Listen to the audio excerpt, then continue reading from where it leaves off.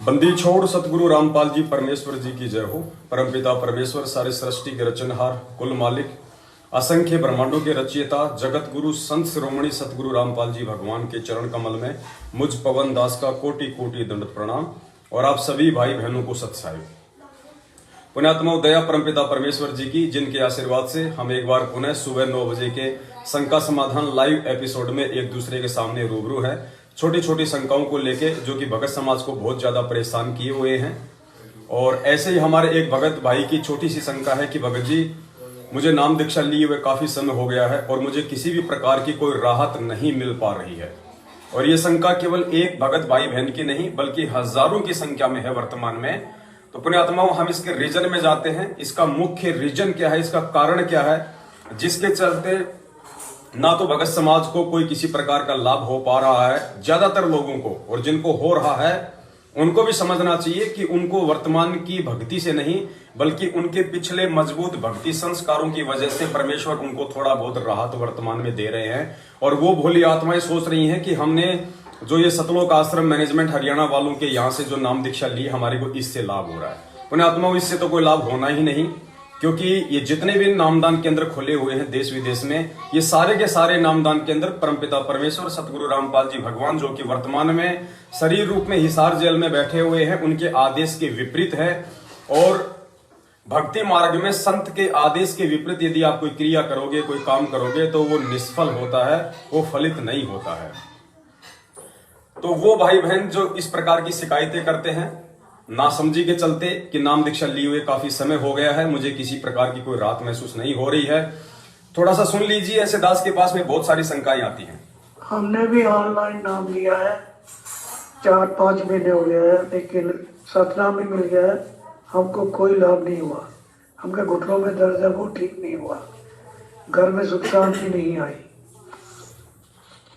तो पुण्यात्माओं, हमने इसके पीछे के मुख्य रीजन को पहचानना पड़ेगा कि ऐसा क्यों है। इसके दो सबसे बड़े रीजन है पुण्यात्माओं, दो सबसे बड़े इसके रीजन है। सबसे बड़ा रीजन है, परमेश्वर कहते हैं, कहे कबीर सुनो वे साधो मैं तू हूं विश्वास में। यानी यदि आपको विश्वास नहीं है अपने परमपिता परमेश्वर पे, अपने पूज्य गुरुदेव जी पे, उनके सत्संग सुनने के बाद भी, कि धरती पर 8 सितंबर 1951 से साक्षात वो कबीर परमात्मा सतगुरु रामपाल जी भगवान के चोले में प्रकट है, तब भी आपको किसी प्रकार का कोई लाभ नहीं होना है। और यदि हो रहा है तो आपके पिछले मजबूत भक्ति संस्कारों की वजह से। क्योंकि पुण्यात्माओं, कहे कबीर सुनो वे साधो मैं तू हूं विश्वास में, ये विश्वास बिना ज्ञान के हमारे अंदर पैदा नहीं हो सकता। और ये ज्ञान बिना परमपिता परमेश्वर सतगुरु रामपाल जी भगवान के सत्संगों को गहनता से सुने बिना पैदा नहीं हो सकता। और ये सत्संग जो है, ये बिना साध संगति से जुड़े समझ में नहीं आ सकते। और जब तक आपको सत्संग समझ में नहीं आएंगे तो आपको कुछ भी समझ में नहीं आएगा, ना परमेश्वर का ज्ञान, ना विधान, ना संविधान, जिसके चलते आप तरह तरह की मीन में हमेशा इस ज्ञान में और इस परमात्मा की भक्ति में निकालते ही रहेंगे। तो पुण्यात्माओं, दो सबसे बड़े जो कारण है, सबसे जो मुख्य जो कारण है वो ये है कि शुरुआती समय में जब परमेश्वर ने 1994 में इस ज्ञान मार्ग को शुरू किया, तो उस समय अपने ठीक के समय से पहले, क्योंकि ठीक का समय 1997 में आना था, 5000 और 500 जब कलयुग बीत जाए महापुरुष फरमान तब जग तारण को आए। वो 1997 का समय आने से पहले इस परमेश्वर ने उन रहस्यों से पर्दा नहीं उठाना था, जिसके चलते परमेश्वर उस समय की आत्माओं को गीता, वेद, कुरान, पुराण, बाइबल, गुरु ग्रंथ साहिब, इन सभी सदग्रंथों से वो प्रमाण नहीं दिखा पाए थे जो उनको दिखाने थे। तो जिसके चलते लोगों में वो विश्वास पैदा नहीं हो सकता था परमपिता परमेश्वर की भक्ति पे। इसलिए उस समय की आत्माओं को, जो 1994 से जुड़ी थी, उन आत्माओं को परमेश्वर ने अपने कोटे से राहत दी, ताकि वो इस भगवान और भक्ति से दूर ना हो, वो इस परमेश्वर से जुड़े रहे। और दूसरा इसका सबसे बड़ा रीजन ये था पुण्यात्माओं, क्योंकि वो शुरुआती समय था, और शुरुआत में आप सबको पता है कि परमेश्वर ने एक बार संगत को अपने पीछे लगाना था, उनको जोड़ना था, ताकि धीरे धीरे धीरे धीरे जब ये मेरे से जुड़े रहेंगे, आगे चल के फिर इनको ज्ञान होगा, तो ये ज्ञान आधार से फिर स्वतः ही अपना मार्ग जो है निश्चित कर लेंगे। तो उस समय उन आत्माओं के साथ में खड़े खड़े चमत्कार करना या परमेश्वर द्वारा अपने कोटे से उनको विशेष राहत देना उस समय बेहद जरूरी था, उन आत्माओं को भक्ति मार्ग से जोड़े रखने के लिए। लेकिन पुण्यात्माओं, आज लगभग ये 26 से 27 साल की बात हो गई है, आज परमेश्वर ने सारे रहस्यों से सारा का सारा पर्दा उठा दिया है और परमेश्वर ने हमारे को वास्तविक सत भक्ति मंत्र दे दिए हैं, हमारे को सारी विधि विधान और संविधान समझा दिया है। अब पुण्यात्माओं, हमने आगे स्वयं ही इस मार्ग पे दो चार कदम आगे रखने पड़ेंगे। हमने इस परमेश्वर के ज्ञान को आधार बना के अब हमने आगे बढ़ना पड़ेगा, क्योंकि शुरुआत का जो सिस्टम था वो आपको बता ही दिया है। साथ में आपको पूज्य गुरुदेव जी का एक सत्संग भी सुना देते हैं कि उस समय उन आत्माओं को विशेष लाभ देना क्यों जरूरी था, क्योंकि उस समय उन आत्माओं को ज्ञान नहीं था, इसलिए परमेश्वर ने अपने साथ जोड़ना उनको लाजमी। हाल हमारे साथ कितना धोखा किए हुए। आज से जो 15 साल पहले लगे थे 100-200 परिवार, अब उनमें से मेरे ख्याल में 10% उस लगन से 10% लगे हुए हैं, बाकी ढीले पड़ गए क्योंकि उनका सुख कड़े हो गए। वो तो माया चाह थे, उनको ज्ञान था को नहीं, क्योंकि दास को भी परमात्मा ने या ज्ञान योग नहीं खोला था जब तक, क्योंकि इस ज्ञान को परमात्मा ने बैन ला रखा था कि अभी इसको प्रचार नहीं करना। क्योंकि जैसे ये ज्ञान तो दास बताता था, गांव-गांव में जाकर सत्संग किया करता था, लेकिन कबीर परमेश्वर जी की वाणी से ही ये यूं का यूं बताया करता था कि ब्रह्मा विष्णु महेश की ये स्थिति है, दुर्गा की ये स्थिति है, लेकिन आम व्यक्ति का विश्वास नहीं होता। जो हमारे सच थे उनका विश्वास ना होता कि ठीक है, उनको लाभ हो रहे थे, परमात्मा के नाम लेते उनके सारे संकट दूर होने लगे थे, इसलिए सच तो बनने शुरू हो गए थे। क्योंकि ये जो मंत्र है, इस मंत्र का जाप पूरे विश्वास लगन के साथ जो व्यक्ति करता है, उसको ज्ञान है या ना है। जैसे डॉक्टर कोई दवाई देता है, औषधि देता है, मरीज खा लेता है, तो उसको नहीं पता इसमें कौन सा केमिकल है, कौन सा साल्ट है, तो वह दवाई अंदर की लाभ तो करेगी। तो ऐसे तो पुराने समय में जो भक्त लगे थे उनको लाभ तो निरे हो गए, क्योंकि वो हमारे संग में ज्यादा रहते थे। जहां भी कहीं पाठ होता था वो सारे ही वहां आ जाते थे कि उनका सुख गणे होया करते। कुछ दिनों के बाद फिर वो अच्छे सुखी हो गए, घर में सुख हो गया, सारे लाभ होने लग गए। तो फिर हमने आश्रम करौथा में डेरा डाल लिया, वहां भी कुछ दिन आए, फिर ढीले पड़ गए, फिर संगत ज्यादा होती रही, ऐसे वो पीछे हट गए।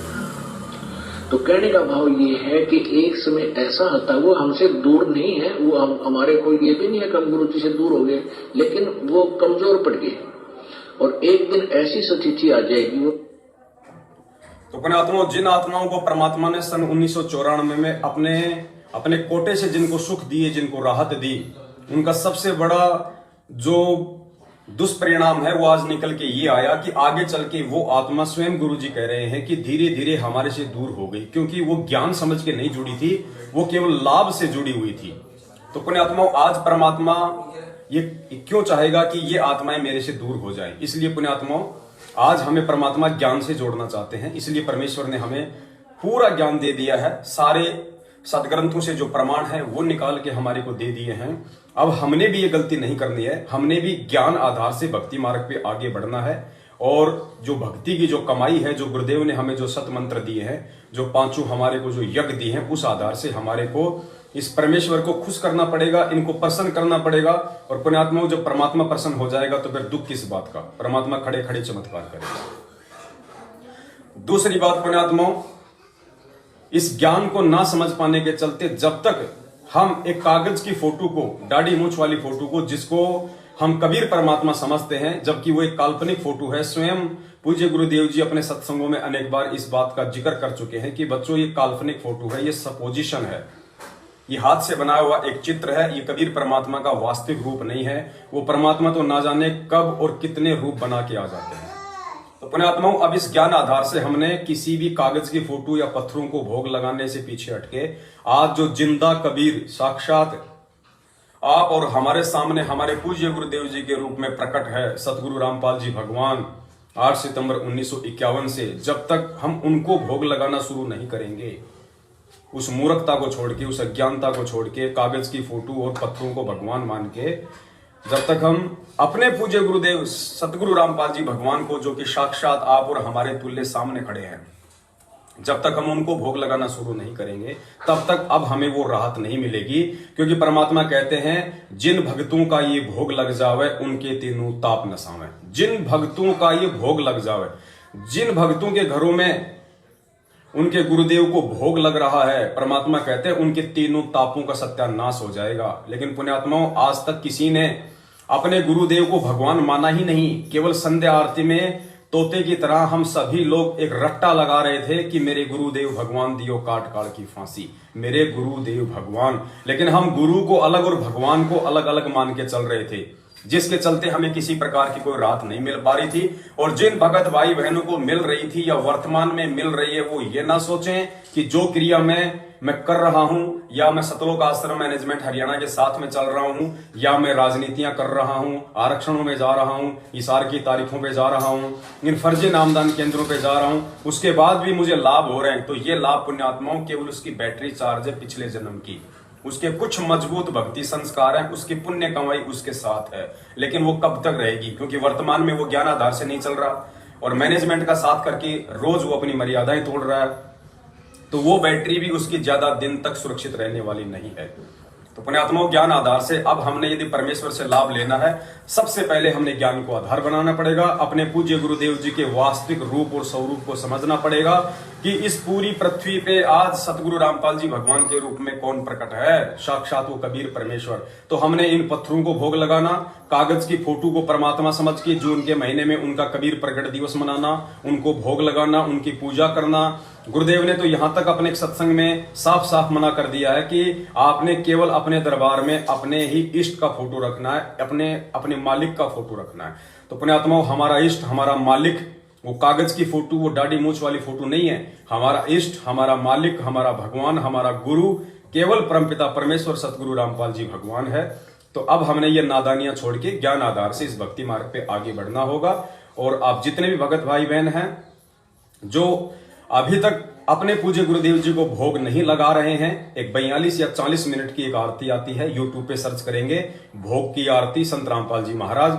तो मोको कहां ढूंढे रे बंदे, मैं तो तेरे पास में, यहां से स्टार्ट होती है। एक 40 या 42 मिनट की आरती है। उस आरती के साथ में आपने हलवा प्रसाद का भोग लगा के, देसी घी में थोड़ा सा हलवा प्रसाद का भोग लगाइए। जब भी आपको समय हो, शनिवार को या रविवार को या महीने में एक बार 2 बार, आप अपने पूज्य गुरुदेव जी के लिए हलवा प्रसाद का भोग लगाइए और उस 42 मिनट की आरती के साथ प्रेम पूर्वक बैठ के वो आरती आप जी कीजिए। उसके बाद परमात्मा कहते हैं कि जिन भक्तों को ये भोग लग जावे, जिन भक्तों का ये भोग लग जावे, यानी जो भगत अपने घर पे अपने गुरुदेव को भगवान मान के उनको भोग लगाना शुरू कर देंगे, तो कहते हैं उनके तीनों ताप नसावे, फिर उनके सारे दुख, उनकी दारिद्रता, उनका सब कुछ परमेश्वर हर लेता है। क्योंकि ये असली महादेव है। हर हर महादेव। हर हर महादेव का मतलब पुण्यात्माओं भगवान शंकर नहीं है। हर हर महादेव का मतलब है हर हर यानी हरने वाला, जो हर दुख को, आपत्ति को, संकट को, विपत्ति को, परेशानी को, दारिद्रता को जो हर ले, हर जो हर ले महादेव, देवों में देव महादेव, आदि गणेश, सबसे बड़ा देव। तो ये हर हर महादेव वास्तव में परमपिता परमेश्वर सतगुरु रामपाल जी भगवान है। तो जब हम इस परमेश्वर को भोग लगाएंगे, हम इसको कुछ देंगे, तो फिर परमेश्वर कहते हैं कि देते को हरि देत है जहां तहां से आण। अगर हम परमेश्वर को देंगे तो उसके बदले में परमात्मा हमें सुख ही सुख देगा, क्योंकि सुख का सागर है। और इस परमात्मा की शरण में आने के बाद में दुख नहीं हो सकते। और गुरुदेव स्पष्ट कह रहे हैं कि इस परमेश्वर की शरण में आने के बाद भी यदि किसी को कोई दुख या तकलीफ हो रही है, तो उसका सबसे बड़ा रीजन है आपकी मर्यादा खंडित है। आप नियमों में नहीं चल रहे, आप ज्ञान आधार से भगवान को भगवान नहीं मान रहे, वरना दुख आ ही नहीं सकते। तो सुनिए पहले परमपिता परमेश्वर का ये छोटा सा सत्संग। गीता अध्याय नंबर 15 के श्लोक 17 में स्पष्ट किया है कि उत्तम पुरुष है तो अन्य परमात्मा इति उदाहरते है, ये लोक धर्म आविश्य विभक्ति अवैश्वर है। इसमें यह स्पष्ट किया है कि उत्तम पुरुष, श्रेष्ठ परमात्मा, श्रेष्ठ प्रभु, वो तो कोई इन दोनों से अन्य है। और परमात्मा इति उदाहरते, जिसको परमात्मा कहते हैं, वो परमात्मा है। वो दुख नहीं देता, वो सुख ही सुख देता है, वो सुख का सागर है। सुख सागर का अर्थ है कि जहां सुख का एंड ना हो, समाप्त ना हो, और वही तीनों लोकों में प्रवेश करके सबका धारण पोषण करता है। तो यहाँ सतलोक आश्रम बरवाला जो लाहिसार के अंदर उस परमात्मा की जानकारी दी जाती है और उसको प्राप्त करने की विधि बताई जाती है। वो परमात्मा, उस परमात्मा की शरण में आने से कबीर भगवान है वो, कबीर परमात्मा है वो वास्तव भगवान है, वास्तव परमात्मा है। और उसकी शरण में आने के उपरांत आपको यहाँ भी सुख देगा, क्योंकि वो सुख सागर है, वो परमात्मा है, दुख नहीं देता। यदि हम कोई कष्ट उठाते हैं तो अपनी कमजोरी के कारण मर्यादा भंग करके हम अपना कोई हानि कर लेते हैं। नहीं, परमात्मा की शरण में आने के बाद आपको रोज नए सुख होंगे, आपके सब कष्ट निवारण होंगे और अंत में आपको वो स्थान प्राप्त होगा जहां फिर कभी जन्म मृत्यु नहीं होती। इसको सतलोक कहते हैं, सचखंड कहते हैं। तो पुण्यात्मा सच्चाई आपके समझ में आ गई होगी। परमात्मा कह रहे हैं यदि आपको कोई सुख नहीं हो रहा है, भगवान की तरफ से कोई राहत नहीं मिल पा रही है, तो सबसे बड़ा रीजन है आपकी कोई मर्यादा खंडित है। और पुण्यात्मा ज्ञान आधार से सबसे बड़ी जो मर्यादा खंडित होने का मुख्य जो कारण है वो है काल एजेंट सतलोक आश्रम मैनेजमेंट हरियाणा वालों की और पूज्य गुरुदेव जी के कलयुगी परिवार, बेटा बेटी, भाई बंधु, रिश्तेदार, जवाई आदि लोगों की संगति, अपने अपने कोऑर्डिनेटरों की संगति, इन फर्जी नामदान केंद्रों पे जाना, इनको ज्योति पाठ और दान का पैसा देना, क्योंकि परमेश्वर कहते हैं कि गुरु बिन दान पुण्य जो कर ही मिथ्या होए कभू न फल ही। तो आपके गुरुदेव तो वर्तमान में हिसार जेल में बैठे हुए, आप बाहर किन कुपात्रों को ज्योति पाठ और दान का पैसा दे रहे हो? मर्यादा तो आप स्वयं खंडित कर रहे हो। और ये परमात्मा का अटल विधान है, यदि आप उनकी मर्यादा तोड़ोगे तो चाहे आप उस परमेश्वर के चरण कमल में लाख जन्म बैठे रहना, आपको परमेश्वर की तरफ से कोई राहत नहीं मिलेगी, आपको अपना संस्कार ही मिलेगा। तो 2-3 बात जिनको दास दोबारा से एक बार जो है रिवीजन कर देता है। 1994 में जो आत्मा गुरु जी से जुड़ी थी इस भक्ति मार्ग के शुरुआती समय में, उनको लाभ देना इसलिए जरूरी था कि उस समय ज्ञान आधार नहीं था, परमेश्वर ने शास्त्रों को नहीं दिखाया था। इसलिए उन आत्माओं को अपने से जोड़े रखने के लिए इसी परमपिता परमेश्वर सतगुरु रामपाल जी भगवान ने अपने कोटे से उनको राहत दी, और जिसका आगे चल के दुष्परिणाम ये निकला कि वो आत्माएं फिर जो ज्ञान से नहीं जुड़ी थी आगे चल के धीरे धीरे उस परमात्मा से दूर हो गई। तो परमात्मा आज नहीं चाहेगा कि मेरी कोई भी आत्मा मेरे से दूर हो जाए, इसलिए हमने ज्ञान को आधार बनाना पड़ेगा। 2 नंबर, हमने अपनी मर्यादाओं का ध्यान रखना है। सबसे बड़ी जो मर्यादा खंडन का कारण है वर्तमान में धरती पे, वो है सतलोक आश्रम मैनेजमेंट हरियाणा, जो कि कुपात्र है, जो कि योग्य नहीं है। और बरवाला कांड सन 2014 इसी सतलोक आश्रम मैनेजमेंट हरियाणा की मनमानियों का नतीजा है, जिसके चलते आज पूज्य गुरुदेव जी हिसार जेल में बैठे हुए हैं। और वही मैनेजमेंट जिनके मुख्य व्यक्ति गुरुदेव का भाई, गुरुदेव का बेटा, गुरुदेव का जवाई, जो कि वांटेड हैं, वो भगोड़े बन के घूम रहे हैं, वही लोग आप और हमारे को उसी परमपिता परमेश्वर की पीठ पीछे उनके आदेशों की आड़ में हमारे को मूर्ख बना रहे हैं। हमारे से ज्योति पाठ और दान का पैसा ले लेके फिर कभी हरियाणा के जाट आरक्षण में लगाते हैं, कभी आनंदपाल सिंह जैसे गैंगस्टरों की सीबीआई जांच करवाते हैं, तो कभी आरक्षणों में लगाते हैं, तो कभी राजनीति में लगाते हैं, अपनी मौज मस्ती में लगाते हैं। तो पुण्यात्माओं, जो कुपात्र को दान दोगे तो लाभ होगा कहां से? और तीसरी बात, अब हमने ज्ञान को आधार बना के एक कागज की डाडी मूछ वाली फोटो को साइड में रख के अब हमने अपने दरबार पे, अपने घर में, अपने दिल में, अपने मंदिर में अपने परमपिता परमेश्वर सतगुरु रामपाल जी भगवान का ही एकमात्र फोटो रखना है। उन्हीं के लिए इस दिल में जगह है, इस परिवार में जगह है, इस घर में जगह है, उस दरबार में जगह है। तो अब हमने ये समझना होगा कि धरती पे साक्षात वो कबीर परमात्मा जिसको हम फोटो में देख रहे थे आज से पहले, आज वो हमारे सामने साक्षात हमारे पूज्य गुरुदेव के रूप में प्रकट है। तो अब हमने जून के महीने में जो कबीर प्रकट दिवस हम मनाया करते थे, नादानी के चलते हमें नहीं पता था, उस समय हम गुरु और गोविंद दोनों को अलग अलग समझ रहे थे, जबकि परमात्मा सदा कहते हैं कि गुरु गोविंद दो नहीं भाई, जो 2 समझेगा वो 2 जग में जाएगा, वो नरक में जाएगा। तो अब जब हम साक्षात ज्ञान आधार से अपने ही सतगुरुदेव में कबीर परमात्मा के दर्शन करेंगे तो अब हमने जून के महीने में कागज की फोटो का, दाढ़ी मूछ वाली फोटो का कबीर प्रगट दिवस मनाने की जरूरत नहीं, बल्कि प्रतिवर्ष 8 सितंबर को सतगुरु प्रगट दिवस मनाने की आवश्यकता है। और घर घर में इस परम पिता परमेश्वर सतगुरु रामपाल जी भगवान को भोग लगाने की आवश्यकता है। जिन भक्तों का ये भोग लग जावे उनके तीनों ताप नसावे। तो पुण्यात्माओं, इस प्रकार से जब हम अपनी भक्ति क्रियाओं को ठीक कर लेंगे और पांचों यज्ञ जब हम हर घर में शुरू कर देंगे, क्योंकि पांचों यज्ञ इस भक्ति मार्ग में बहुत आवश्यक हैं। पहला यज्ञ है ज्ञान यज्ञ, दूसरा ध्यान यज्ञ, तीसरा हवन यज्ञ, चौथा प्रणाम यज्ञ और पांचवा है धर्म यज्ञ।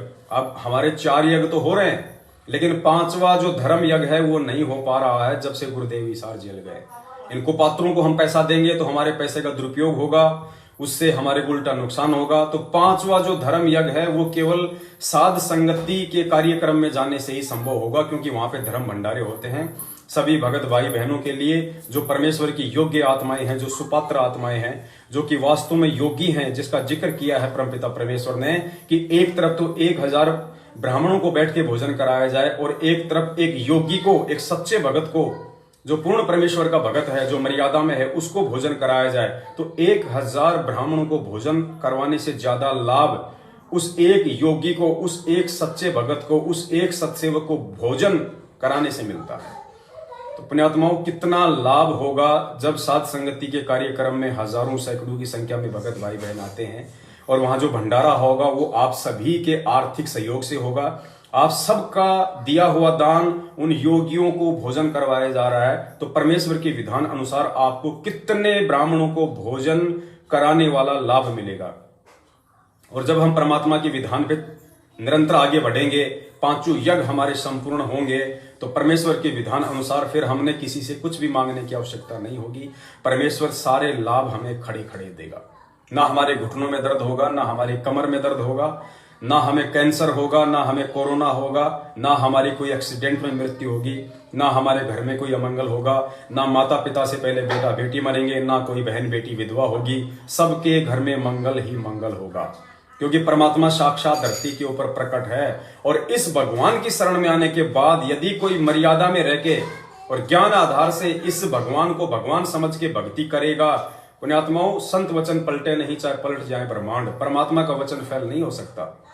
सुख होगा ही होगा। और यदि फिर भी सुख नहीं हो रहा है तो ये कुछ बातें जो परमेश्वर ने दास को सत प्रेरणा करके आप जी तक पहुंचवाई हैं, आप जी इन पे थोड़ा सा चिंतन करना, थोड़ा मनन करना, थोड़ा गौर करना।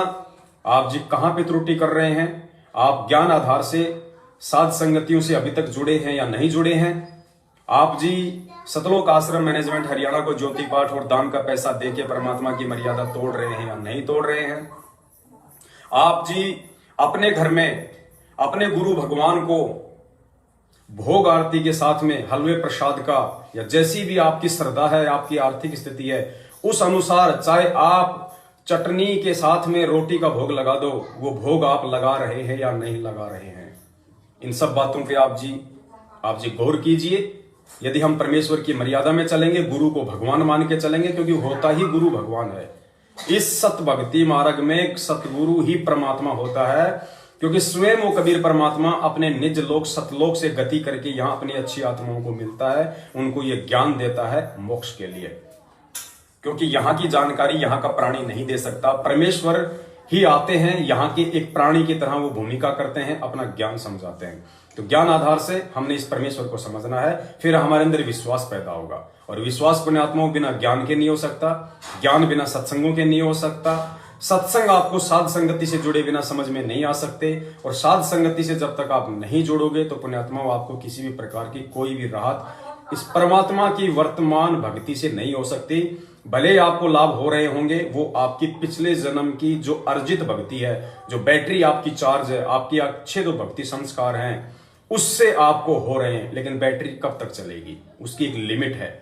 तो बैटरी से नहीं, साक्षात जो पावर हाउस आप और हमारे बीच में आज धरती पे प्रकट है, 8 सितंबर 1951 से सतगुरु रामपाल जी भगवान के रूप में हम डायरेक्ट अपना कनेक्शन उनसे जोड़े, उनकी प्रत्येक मर्यादाओं की हम पालना करें, हम गुरु वचन पे चले और खड़े खड़े वो सारे लाभ हम उस परमेश्वर से प्राप्त करें जो लाभ देने के लिए वो परमात्मा इस धरती पे आता है। तो कहां आप जी कौन सी गलती कर रहे हैं, उसको आप जी थोड़ा सा खंगालिए और परमेश्वर को दंड प्रणाम करके आप जी उनसे क्षमा याचना मांगिए। आगे से किसी भी प्रकार की जो गलती है जो इस वीडियो में आपको जो बताई गई है वो ना हो, इसके लिए आप जी को सावधान रहने की आवश्यकता है। तो दया परमपिता परमेश्वर की, जिनके आशीर्वाद से सुबह 9 बजे के लाइव शंका समाधान एपिसोड में हम रूबरू हुए।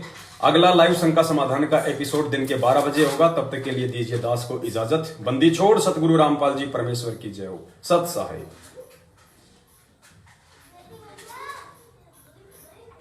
जिसके सिर पर कृपा गुरु की, वो दुख कैसे पाएगा। जिसके सिर पर कृपा गुरु की, वो दुख कैसे पाएगा। नाम गुरु जी का जप लेगा, नाम गुरु जी का जप लेगा, जीवन सफल बनाएगा। जिसके सिर पर